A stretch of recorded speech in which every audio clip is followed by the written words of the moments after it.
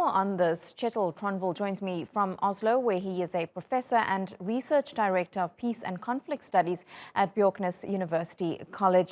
Kjetil, thank you so much for joining us on this program.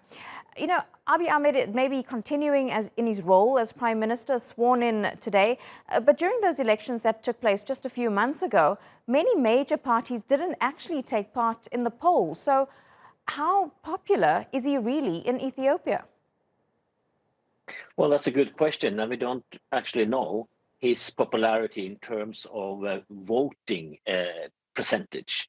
As you say, the major opposition parties, they boycotted the elections as they saw the process leading up to voting day as unbalanced and unfair, as their party leaders and party members were arrested and harassed and were not allowed to register to run for the elections, many of them.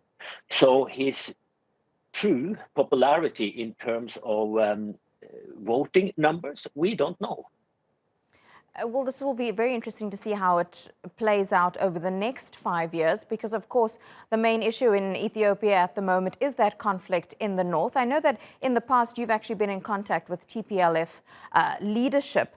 Do you see any prospect at this stage of these two sides coming together to talk about what's going on? Because the fighting is happening and an awful humanitarian crisis is already playing out in that region. Well, there are international pressure bearing upon all parties to the war in Ethiopia. And the US administration has recently installed a sanction regime in order to encourage the belligerent parties to go to the negotiation table. So far, only the TPLF, the Tigrayan People's Liberation Front in Tigray, has reached out back to the US and say they are willing to negotiate on certain conditions.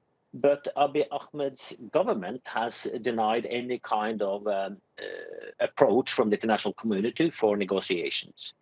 Many people believe that now, today, as we speak, Abiy Ahmed are being inaugurated in Addis Ababa in his first full 5-year term, and that this will signal either a willingness to compromise or more adamant pursuing war as a solution to his domestic political challenges. We have to wait and see which direction he takes. So, Kjetil, how do you expect the next 5 years to play out in Ethiopia under Abiy Ahmed's leadership, not just for the country, but also for East Africa, because Ethiopia is a major player in that region? Well, certainly, if he doesn't change his political strategy domestically, the country will continue along a very turbulent path.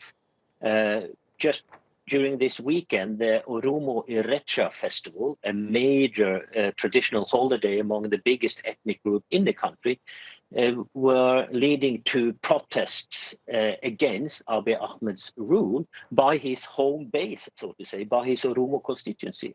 And if the Oromo youth movement, the Kero, will continue mobilizing protest against his government at the same time as the Oromo insurgency and the TPLF war in the north is being waged, I fear that his government will not last this 5-year period.